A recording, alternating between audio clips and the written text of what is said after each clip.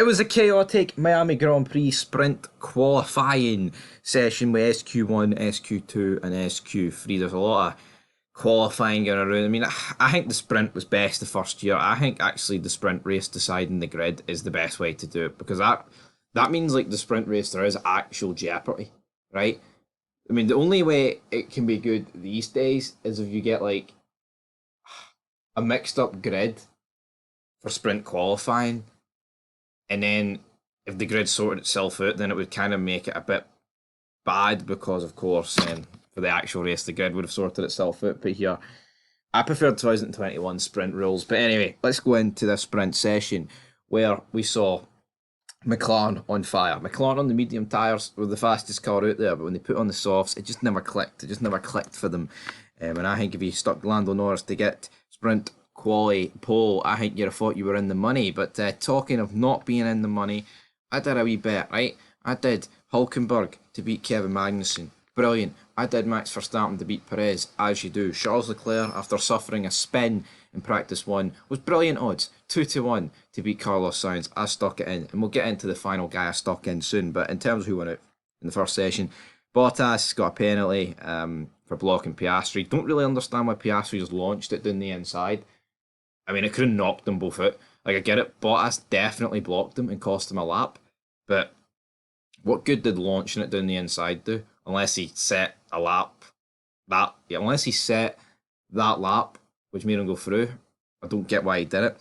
Albon got a time delete it because he just completely cut the chicane. So, people can say, oh, Sargent only beat him because he cut because he got his lap deleted. Yeah, but he got his lap deleted because he literally did an F1 game maneuver, man, and cut the chicane and gained like a second.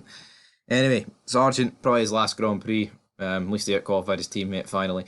We then have Zhou Guanyu in 17th, Gasly 16th, Shinoda 15th, Magnussen 14th, Ocon 13th. So the Alpines look a wee bit better, but Jesus Christ, 13th and 16th. Nothing to write home about. And then in 11th and 12th, we've got George Russell and Hamilton in that order. Again, Mercedes are just nowhere, man. They are. Lewis Hamilton has to be one of the luckiest bastards alive because he's agreed, right, to go to Ferrari. And it's not like Mercedes have just went off a cliff this season, right? I get it. He's had 2 poor years with 22 and 23. But it's like, as soon as he agrees to that move, Mercedes just seem to get even worse than what they have been. And Ferrari take a step forward. Because Ferrari, I mean, I would say they're still the second fastest car, but McLaren with these upgrades, we'll have to wait and see how they do a wee bit more consistently. But yeah, Mercedes, I mean, they're getting smoked here by, like, everybody. And it's not even a surprise now. Like, not too long ago, if Mercedes went out in 11th and 12th, it would have been like, it could have been like the biggest news of a season. See, now it's like, I mean, yeah, even if they went through, it probably would have been like 9th and 8th. That's what we're looking at. We go into SQ3, soft tyre time. They just couldn't fire it up. And Verstappen even said lol on the radio. He was in that much shock about the fact that he actually got it. And I wasn't shocked because obviously it's Verstappen, but I just expected McLaren to do it. But I mean, Norris was like 8/10 down after sector 1. What chance did he have?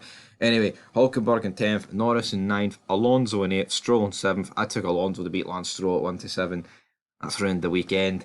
Piastri in 6th, Carlos Sainz in 5th, Daniel Ricciardo, who's had an absolute shite season. He was alright in China, but then Lance Stroll, who decided to shaft my bet yesterday and also 2 weeks ago by rear-ending Ricciardo and Piastri, has done it again this week. But Ricciardo, that's more like it. P4, yeah, I mean, that's a brilliant lap. Can't take it away from him. He'll probably pick up some good points. Reminds me of Mexico when he did well last season. Anyway, Perez, talking about Mexico, Perez got third. Again, like, the guy's just lackluster, isn't he, man? Like, I mean, third's actually pretty good for Perez considering where he was last season. Leclerc in second. I thought it was printing money betting Leclerc to beat Sainz. And then Verstappen in first. What does it mean for the sprint race?